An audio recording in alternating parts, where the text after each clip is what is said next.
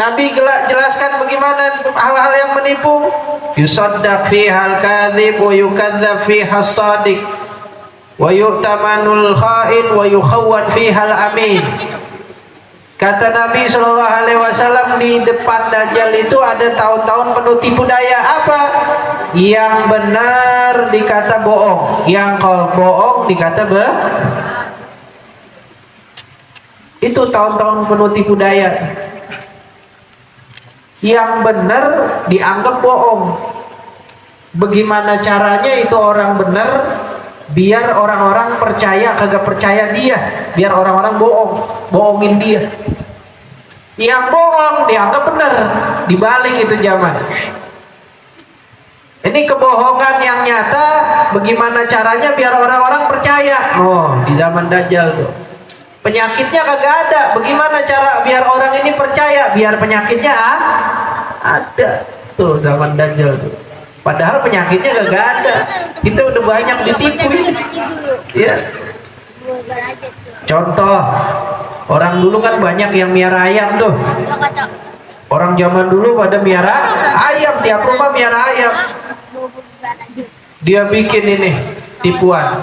Wah, ada virus namanya flu burung, ayam kagak boleh piara, bakar-bakarin. Ujung-ujungnya kita kalau mau makan ayam suruh beli sama dia. Contoh lagi, orang zaman dulu kalau minum air dari mana? Dari tanahnya sendiri. Saya punya nenek sampai sekarang minumnya masih air sumur, masih air sumur. Gali minum berpuluh-puluh tahun minum itu.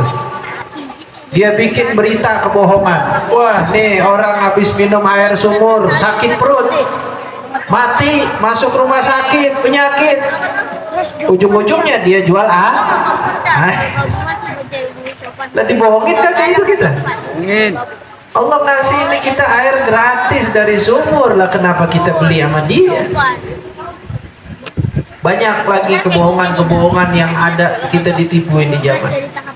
Nah, kita bisa tahu kita ditipu apa kagak. Terus gimana caranya biar kita keluar dari tipuan? Kudu belajar. Paham tuh?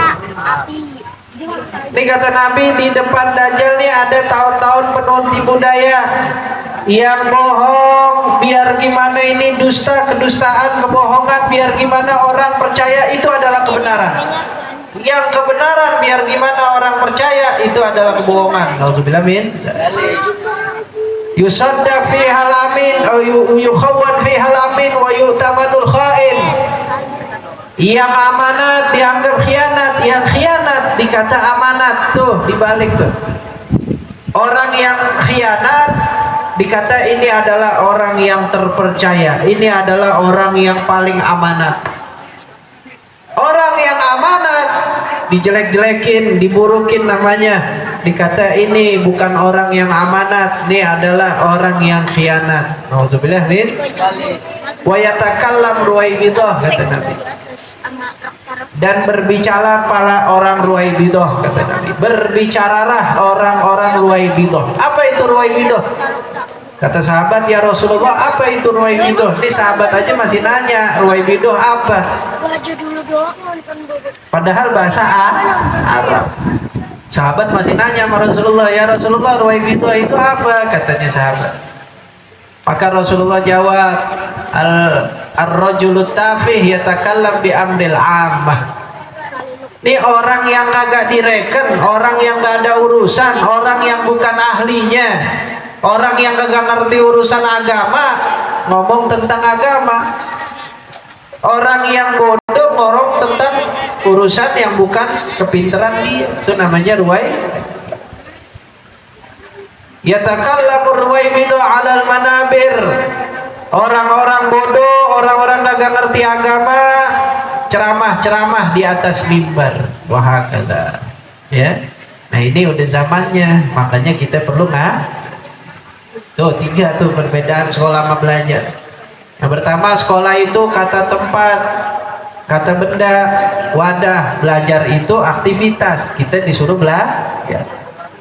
Yang kedua, sekolah itu nuntut ijazah, kalau belajar itu nuntut ilmu. Buat apa ada ijazah nggak ada ilmu? Yang ketiga, Sekolah belum tentu belajar.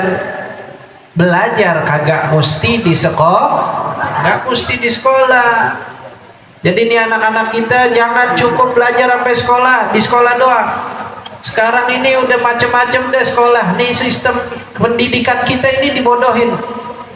Dari mulai anak kecil sekolahnya cuma 3 jam, 4 jam. Dulu SD cuma sampai jam 11, sampai jam 12. Sekarang sampai jam 4. Habis umur anak kita, habis waktu anak kita. Kalau dulu orang masih anak-anak sekolah pagi, siangnya masih ngaji. Lah sekarang gimana mau ngaji ini bocah-bocah? Makin dilamain ini sekolah. Ya nggak apa-apa, terserah mau sekolah. Kita nggak bisa melarang.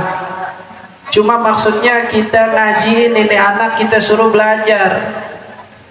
Belajar, jangan cukup di sekolah. Malahan justru anak-anak sekarang luar biasa.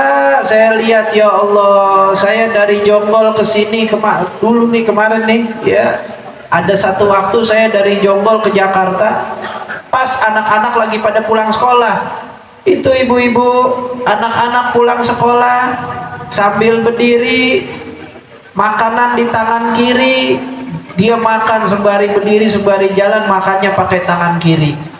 Saya kira cuma satu orang, nggak taunya ada beberapa orang sama kayak begitu. Lah di sekolah kagak diajarin akhlak apa bagaimana? Coba lihat anak-anak pesantren, coba lihat anak-anak pengajian, masya Allah akhlaknya. Bisa khidmat, dikasih tahu, ngelayanin orang tua, ngurusin orang tua. Nah, itu semua kita dapetin adanya di pengajian. Makanya pentingnya tuh pengajian tuh. Ya, jangan tinggalin pengajian. Nabi bilang kita jangan tinggalin belajar, kita wajib belajar. Belajar apa aja? Belajar yang penting, yang wajib buat kita, belajar ilmu agama tentang sholat, puasa, kalau zakat dia perlu zakat, haji. Kemudian belajar tentang hak-hak suami istri, hak-hak tetangga, kewajiban suami istri, kewajiban tetangga, kewajiban bermasyarakat. Kemudian belajar lagi tentang life skill. Wah, Habib bahasa Inggris ini modelnya. Kebolehan yang kita bisa menghadapi kehidupan. Bagaimana? Menanam, berternak. Tuh kita perlu tuh pelajarin tuh. Cari saudara kita yang bisa ternak, saudara kita yang bisa nanam. Ini ajarin anak-anak kita, kenalin ke uak-uaknya sono, ke paman-pamannya, ke engkongnya. Gimana caranya dia nanam, bagaimana caranya dia nernak. Biar ini nanti suatu ketika, nih dengerin nih kata saya nih, suatu ketika, nih ntar nih, ada masa nih, orang bawa sekantong emas, ditukar sama sepotong roti kagak mau. Saking apa? Saking susahnya makanan, saking susahnya roti. Lah kita ajarin tuh anak-anak kita bagaimana cara nanam, bagaimana cara nernak. Nanti suatu ketika itu ilmu dibutuhkan.